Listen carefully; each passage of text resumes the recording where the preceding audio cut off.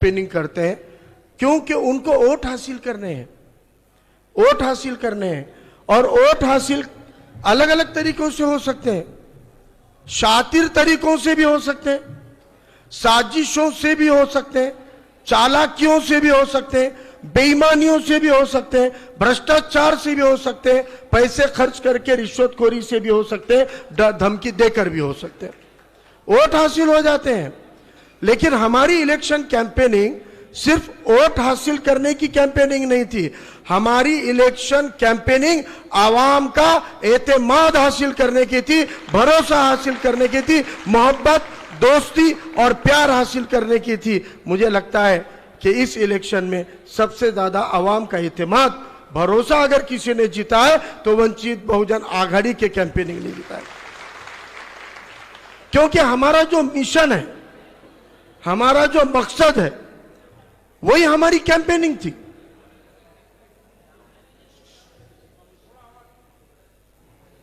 अगर उनको आवाज नहीं आ रही है तो सामने आने के लिए बोलो। हमारा जो मिशन है वो हमारे कैंपेनिंग से झलका है। हम ये नहीं मानते कि किसी के किरदार कशी करना, किसी के चरित्र को हनन करना, ना तो ये दीनी नुक्ते नजर से ना दुनियाई नुक्ते नजर से ये एक अच्छी सियासत की पहचान नहीं होती है। हमने अपनी कैंपेनिंग, अपने मिशन को पूरे अखलाक के दायरे में, पूरे दीनी और दुनियाई उसूलों के दायरे के अंदर पेश किया। मुझे लगता है कि अपना ये कैंपेन ही अपना मिशन है। बदउनवानियां और बदगुमानियां ये किसी अच्छी सियासत की पहचान नहीं है। जो बदउनवानी है, जो बुराई है, जो क्रिमिनलाइजेशन है, जो गुनहगारी है, जो गुंडागर्दी है, ये तो आम है सियासत में। अगर हमको भी वही करना है तो हमारी क्या जरूरत है? यहां बैठे हुए लोग किसी का भी बाप, चाचा, नगर सेवक, नेता या आमदार, खासदार नहीं रहा है। ये वो आम लोग हैं जिनको ये गुंडागर्दी नहीं चाहिए, जिनको ये भ्रष्टाचार नहीं चाहिए, जिनको ये सियासत की गंदगी को साफ करके अच्छी सियासत रखनी है। वो टीम अपने साथ खड़ी है। आप में से हर एक बदला लेने को नहीं, बदलाव के लिए जुड़ा है, बदलाव के लिए आया है। यह हमारी खूबी है, यह हमारी अच्छाई है। इसलिए हम राजनीति की, सियासत के अंदर की क्रिमिनलाइजेशन को, गुनहगारी को और गुंडागर्दी को खत्म करने की सियासत हमने की। कितने मासूम बच्चे जी हमारे पास, छोटे छोटे आम घर के बच्चे, गरीब गुरबा घर के बच्चे हैं। इतने छोटे छोटे कम उम्र के नौजवान जो अपने कैंपेनिंग को सर पे लेके काम कर रहे थे, गली मोहल्ले में स्टेज का प्रोग्राम लगा रहे थे, गली के स्टेज के ऊपर खूंखार तरीके से गरज कर अपनी बात अपने अंदाज और लहजे में रख रहे थे, और घर घर जाके पर्चा, पॉम्पलेट, डेमो, ईवीएम, पोलचिट बांट रहे थे। कितने बेखौफ थे। इतनी बड़ी गुंडागर्दी को, धमकियों को, लालचों को फाटे पे मार के हक बात के साथ खड़े रहने वाले बहादुर कैंपेनिंग थी हर गली के अंदर। किसी शायर ने कहा है, गुल से लिपटी हुई तितली को, गुल यानी फूल, फूल, फूल से जो तितली चिटकती है, बैठती है, लिपटती है, फूल पर लिपटी हुई तितली को गिराकर देखो। फूल पे जब तितली बैठती है तो फूल में और तितली में कितनी ताकत होती है, कितनी मोहब्बत होती है, कितना कॉन्फिडेंस होता है, कितनी अपनायत होती है, कितनी उनके अंदर जुर्रत होती है। इसकी मिसाल शायर कहता है कि गुल से, फूल से लिपटी हुई तितली को गिराकर देखो, फूल से लिपटी हुई तितली को गिराकर देखो। आंधियों, तुमने दरख्तों को गिराया होगा, तुमने दरख्तों को गिराया होगा, बड़े बड़े पेड़ों को उखाड़ कर फेंका होगा, लेकिन फूल पे बैठी हुई एक तितली को कोई आंधी हटा नहीं सकती। ये हमारी तितलियां, ये हमारे बटरफ्लाई, ये हमारे मासूम नौजवान कायदीन, जो हमारे ये नौजवान बच्चे इस लड़ाई में उतरे थे, उनका जुनून इतना था कि वो धमकियों को फाटे पे मार के काम कर रहे थे कामयाब तरीके से। हम जो सियासत कर रहे हैं ये अंबेडकरवादी सियासत है।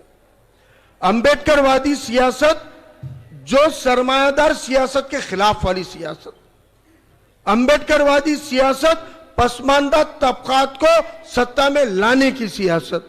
अंबेडकरवादी सियासत मजलूमों के हक में बहादुरी से लड़ने की सियासत है, जिसकी वकालत, जिसकी तारीफ, जिसका इसरार, जिसकी जिद और जिसका मिशन हजरत मौलाना सज्जाद नोमानी साहब एक लंबे अरसे से करते आ रहे हैं। अक्कल कुआं के उलेमा इकराम भी हर बार कहते हैं कि पिछड़े तबकात को, आदिवासी, दलित, बौद्धों को साथ लिए बगैर इस मुल्क की कामयाब सियासत नहीं कर सकते। मुसलमानों को दिगर तबकों के साथ जुड़ना पड़ेगा।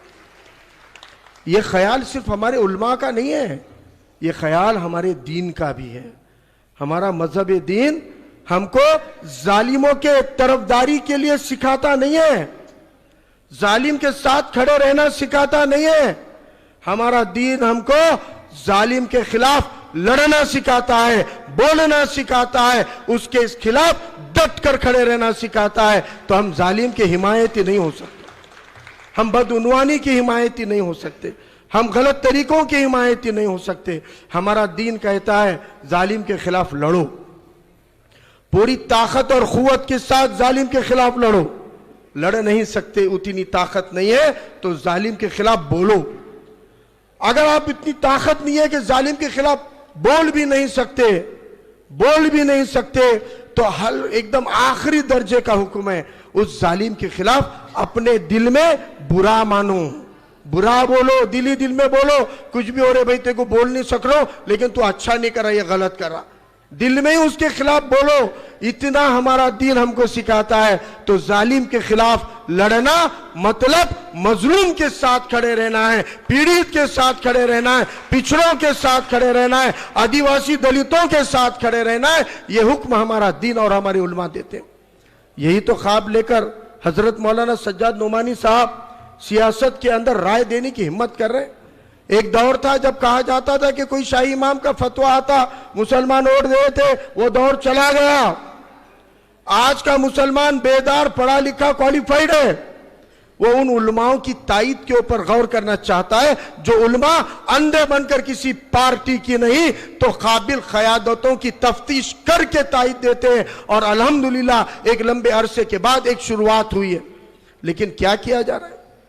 हजरत मौलाना सज्जाद नोमानी साहब ये हिम्मत कर रहे थे कि अच्छी सियासत हो, इस मुल्क का संविधान बचे, इस मुल्क की लोकशाही बचे, इस मुल्क का भाईचारा बचे, इस मुल्क के सभी मजहब के लोग शांति और अमन के साथ रह पाए। इसलिए उन्होंने जब ताईद की बात की तो आज आरएसएस की चड्डी गैंग और भाजपा के 1.5 फुटिया उनको टारगेट कर रहे, उनको निशाना बना रहे, उनकी ताईद को वोट जिहाद कह रहे।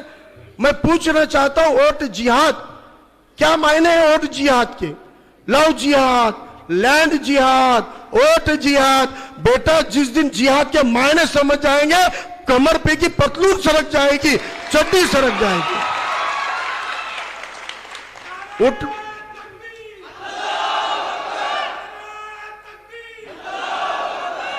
पतलून तो है ही नहीं, चड्डी छे, हाफ चड्डी छे, आधे नंगे तो पहले छे साले संज्ञा, बाकी ये भी सरक जाएगी।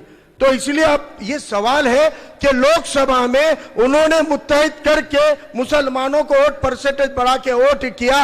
उस वोट करने से हारा कौन? भाजपा हारी। हारा कौन? मोदी हारा। हारा कौन? अमित शाह हारा। हारा कौन? आरएसएस हारी। लेकिन जीता कौन? महाराष्ट्र की 48 में से 31 सीटें हजरत मौलाना नोमानी साहब के ताईद से जो जीते हैं उनमें कितने मुसलमान हैं? एक भी नहीं, एक भी नहीं। अगर उन्होंने 31 खासदार भाजपा को हरा के चुनकर लाए हैं तो फिर अगर उसमें एक भी मुसलमान नहीं है तो उसको जिहाद का नाम क्यों दे रहे हो? वोट जिहाद कैसे हो गया? वोट जिहाद के मायने क्या है? 31 में से 80% सरमायादार अमीर मराठा घर के खासदार चुनकर लाए, एक ही मजहब के और एक ही जाति के खासदार चुनकर लाए, फिर भी उनको निशाना बना रहे। अफसोस इस बात का नहीं है कि भाजपा हजरत मौलाना सज्जाद नोमानी साहब पे हमला कर रही है। अफसोस इस बात का है जिनके 31 खासदार चुन कर लाए वो बुज़दिल पार्टियां बिल में जाके बैठी है, आज उनकी हिमायत में सामने नहीं आ रही है, उनके सामने नहीं आ रही है। ये बुज़दिल पार्टियों का अल्टरनेट हजरत मौलाना कहते हैं दलित, पिछड़े, शोषित, आदिवासी और मुसलमान मुत्तहिद होकर राजनीति करेंगे तो ही एक काबिल क़यादत, काबिल सत्ता इस मुल्क में बन सकती है। इसलिए हमको उलमाओं की उस बात पे गौर करना है। ठीक है, अली जनाब प्रकाश अंबेडकर साहब बाबा साहब के पोते हैं, संविधान के विचारों को चलाते हैं, वो एक सिमत है जो इस मुल्क की जमहूरियत को, संविधान को बचाने का काम कर रही है। हजरत मौलाना सज्जाद नोमानी साहब एक सिमत है, ये दोनों सिमत है एक ही नदी के, लेकिन इसके बीच में फासला था। खुशी और इत्मीनान की बात 2024 के विधानसभा में यह है कि इस इलेक्शन ने ये दोनों क़यादतों को एक जगह लाने के लिए 2 कैंडिडेट, जिसमें एक आपका भाई फारूक अहमद भी है, ये दोनों क़यादतें मेरे पीछे खड़े रही है अपनी दुआ और अपनी ताकत के दम पे, और इंशाअल्लाह इसका नतीजा अच्छा आने दो।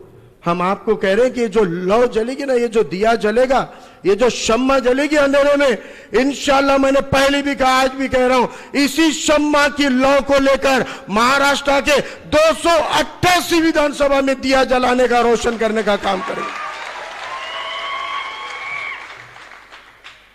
ये मिशन लेके हम चल रहे हैं, ये मिशन लेके हम चल रहे हैं, और जब ये मिशन लेके हम चल रहे हैं तो हम एक बड़े मकसद से लड़ रहे हैं, बड़े मकसद से लड़ रहे हैं। आपको पता होगा, मैंने एक इंटरव्यू दिया था, नांदेड़ के कुछ जिला परिषद के गुत्तेदार 4 दिन से मेरे पीछे लगे थे, साहब टाइम दो, मिलना है, सत्कार करना है। मैं बोला भाई कॉन्ट्रैक्टर लोगों का सत्कार लेना भी मुझे बहुत अच्छा नहीं लग रहा था, मैं टाल रहा था। एक बार एक उलेमा किराम की मुख्तसर नशिस्त के लिए मैं किसी जगह पे था, वो उलेमा की मीटिंग होती, वो गुत्तेदार आ गए सबके सब, बोले साहब आप कुछ गलतफहमी में, हम आपकी तायीद करने के लिए आए हैं, हम आपका समर्थन करने को आए हैं। मैं बोला भैया ऐसा है, राजनीति का और गुत्तेदारों का रिश्ता बड़ा अजीब होता है, वो प्यार भी करे तो भी करप्शन होता है, नफरत भी करे तो करप्शन होता है, इसलिए मैं तुमसे दूरी बनाए रखता हूं। बोले नहीं नहीं आप गलत मत समझो, हम तो मेहनतकश गुत्तेदार है, बेरोजगार इंजीनियरों की संगठन है, और हम लोगों ने ये सोचा है कि जो चुन के आने के इम्कानात रहते, ऐसे टॉप 2 कैंडिडेट को हम लोग चंदा जमा करके मदद करते बोले उनकी इलेक्शन में, और हम अभी आपको सब गुत्तेदार मिलके 10 लाख रुपए का टोकन या देना चाह रहे हैं, बोले अगर और लगेगी तो और जमा करते बोले। मैंने उनको कहा कि आप, बोले वो अभी जिला परिषद के काम नहीं निकल रहे, आप आमदार बने तो आपके सही से काम होने वाले। मैंने कहा उनको कि आपको मैं इंशाल्लाह आमदार बन रहा हूं, बनने वाला हूं, बनने के बाद काम आपको ही दूंगा, लेकिन परसेंटेज लेके नहीं दूंगा, रिश्वत लेके नहीं दूंगा। जो रिश्वत तुम आमदारों को दे रहे थे उसी रिश्वत को दुगना करके क्वालिटी का काम करो, आवाम के हक में डेवलपमेंट करो, चोरी बंद करो, आवाम के मजबूत काम करके दो, आपको काम मिलेंगे लेकिन ईमानदार तरीकों से मिलेंगे, भ्रष्टाचार से नहीं मिलेंगे। चाहते तो ले सकते थे, 10 ने 50 लाख, करोड़ 2 करोड़ ले सकते थे, 4 गुंडे अपन भी नोटा फेंक के पाल सकते थे, गुंडे को गुंडाई से जवाब दे सकते थे। फर्क क्या रहेगा अगर हम भी गुंडेपन पे उतर आए तो? हमारा मियार, हमारे अखलाक, हमारा दीन, जिसने हमको एक ऐसा लहजा दिया, एक ऐसा अंदाज दिया, हुस्न अखलाक हमारे उसूलों में है। अगर हम भी अगर भटक गए तो उनमें और हमें फर्क नहीं होगा। इसलिए हमने ये कोशिश की कि पूरे हक हलाल के पैसों से आप लोगों की मेहनतें, परेशानी आपकी हुई हम जानते हैं। हम अलीशान गाड़ियां घोड़े नहीं दे पाए, अलीशान होटल ढाबे का खाना नहीं दे पाए, भूखे प्यासे आपको काम करना पड़ा, लेकिन हमको मालूम था जो ताकत पैसे में नहीं है वो ईमानदारी के पसीने में है, आपकी मेहनत में है। अरबों रुपए खर्च, अरबों रुपए खर्च करने वाले करोड़ों रुपए खर्च करने वालों के कैंपेन में वो जोश, वो जुनून, वो मोहब्बत नहीं थी जो नांदेड़ दक्षिण में आप लोगों ने खड़ी की। वो आपकी ईमानदारी थी, आपकी मेहनत थी, आपकी सच्चाई थी। आज शहबाज भाई ने कहा, जो हमारे बौद्ध भाई है, काबिल फख्र किरदार है। अगर किसी समाज ने बहुत ही सिस्टमैटिक और सिंसियरली वोटिंग की है, सबसे हाई परसेंटेज का वोट गैस सिलेंडर को दिया है, मैं फख्र से कहता हूं अंबेडकरवादी समाज है जिसने बड़ी ताकत दी है।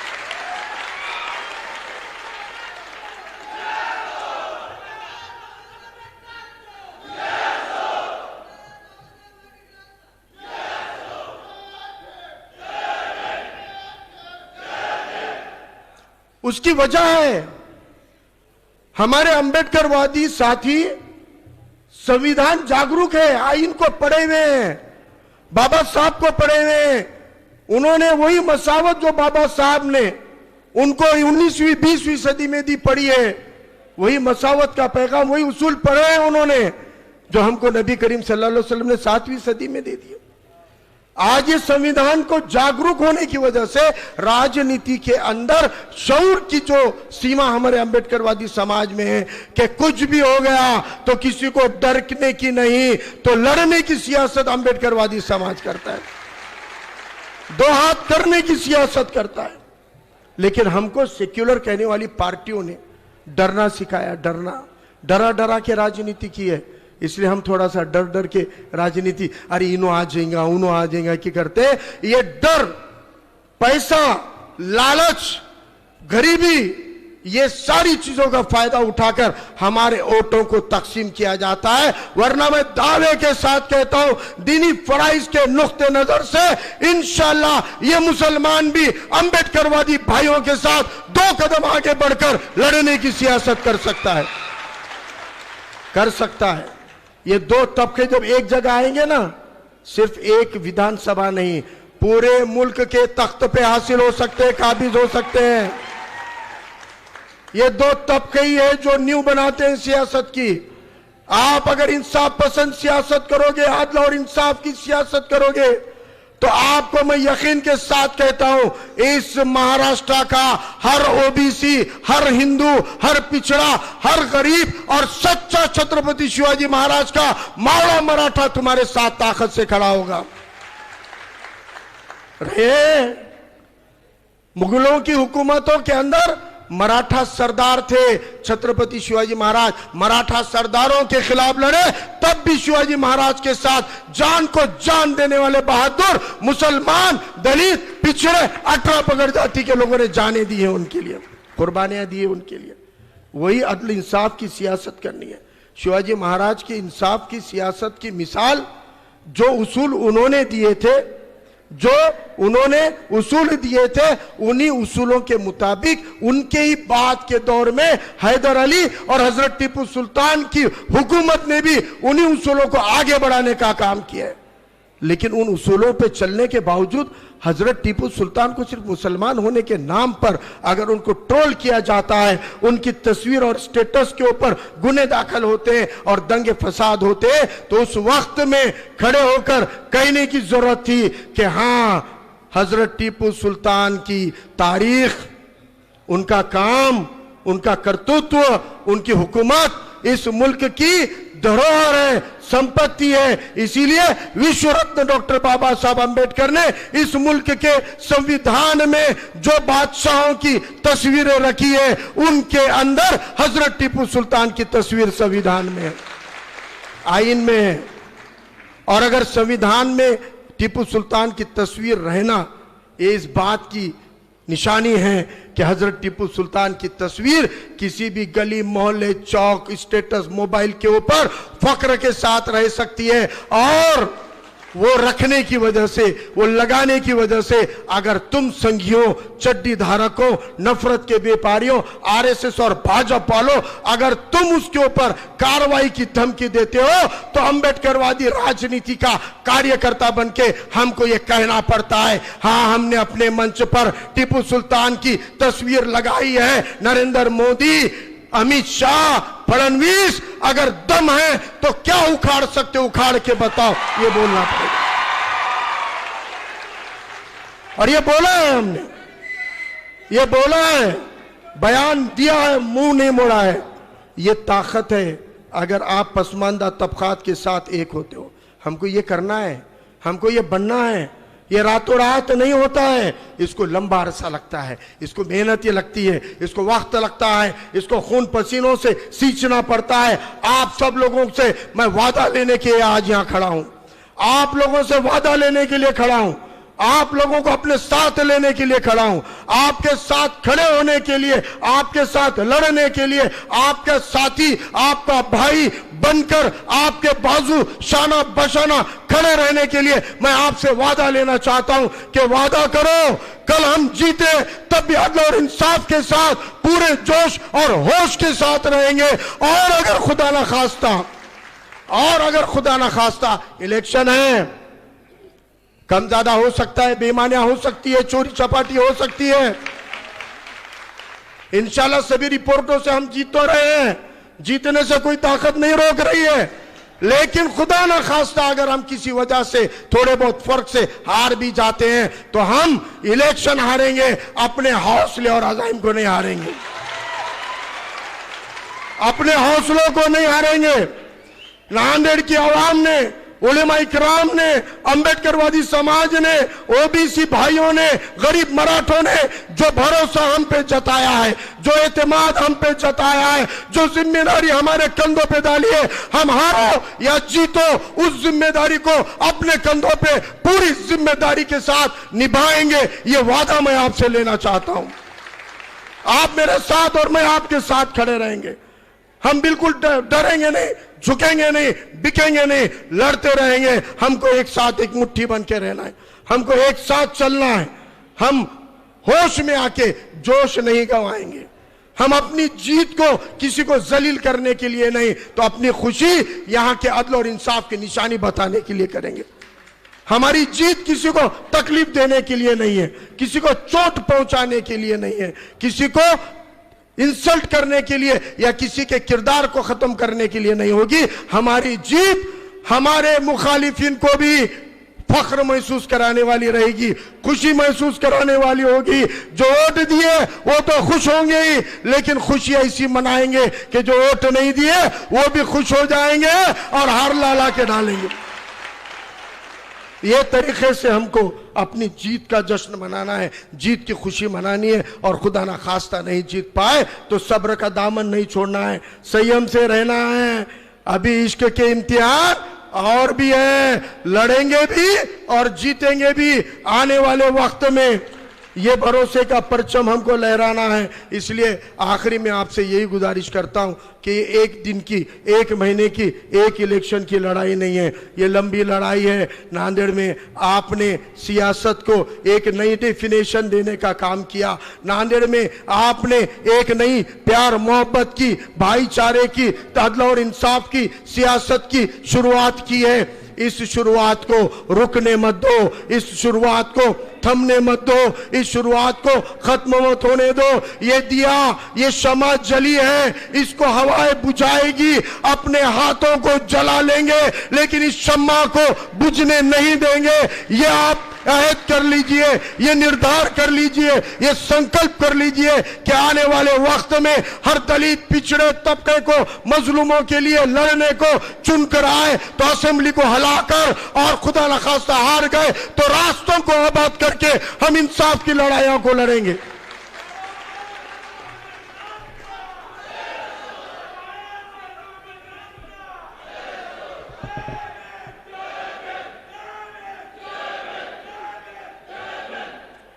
यही आप लोगों से वादा लेना था। और इलेक्शन वोटिंग होने के बाद इकट्ठे बैठे नहीं थे, मुलाकात हुई नहीं थी, बात हुई नहीं थी। और अभी ऐसा नहीं है कि जितने लोग हैं इतने लोग हैं, कई अनगिनत लोग हैं जो राजनीति से दूर भागते हैं, राजनीति को गंदा समझते हैं, फिर भी वो हौसले के साथ हमारे साथ खड़े हुए थे, हमारे साथ जुड़े थे। उन्होंने भी धमकियों को, लालचों को फाटे पे मार के हिम्मत से काम किया। ऐसे अनगिनत लोग हैं जो आज हमारे इस हॉल में नहीं है, इंशाल्लाह नतीजे आने दो, फिर और एक बड़ा हम प्रोग्राम लेंगे, उनको भी बुलाएंगे, उनको भी सुनेंगे, आगे की रणनीति करेंगे। हम अपना काम अली जनाब प्रकाश अंबेडकर साहब की क़यादत में पार्टी के उसूलों के साथ इंशाल्लाह हम हर फैसला उलेमा इकराम के मशवरे को जोड़कर ऐसे तरीके से करेंगे कि एक बुलंद भारत की बुलंद तस्वीर हम खड़ी करेंगे। ये उम्मीद हम लोगों को बरकरार रखनी है, ये मोहब्बतें बरकरार रखनी है, ये भाईचारा बरकरार रखना है। मैं उम्मीद करता हूं कि कल हम जिम्मेदारी से पेश आएंगे, नतीजे अच्छे बुरे जो भी आएंगे हम बेसब्रे नहीं बनेंगे, हम सब्र से रहेंगे, हम जिम्मेदारी से रहेंगे, अपने शहर और जिले का लॉ एंड ऑर्डर को कायम रखेंगे। हम अपने शहर और जिम्मेदार शहर के और जिले के माहौल को अच्छा बनाने में काम करेंगे और इंशाल्लाह नतीजा कोई भी आओ, मैं यकीन के साथ कहता हूं एक हफ्ते के अंदर इससे भी बड़े हॉल में, इससे भी बड़ी तादाद में, दोनों सूरत में हम फिर एक मीटिंग लेंगे और वहां पर अपना विश्लेषण करेंगे, वहां पर आगे के अज़ाइम तय करेंगे और एक हफ्ते के अंदर, नतीजों से एक हफ्ते के अंदर हम सब इससे भी दुगनी ताकत में जमा होकर एक अच्छे अज़ाइम को सामने लाएंगे। चुन के आए तो डेवलपमेंट के लेंगे और खुदा ना खास्ता हार गए तो मजलूम तबकों की लड़ाई के अज़ाइम लेंगे। लेकिन हमको एक साथ रहना है, जीना है, डरना नहीं है, झुकना नहीं है, बिकना नहीं है, लड़ना है और इंशाल्लाह सिर्फ लड़ना और जीतना है। अल्लाह हाफिज, जय भीम, जय नीम।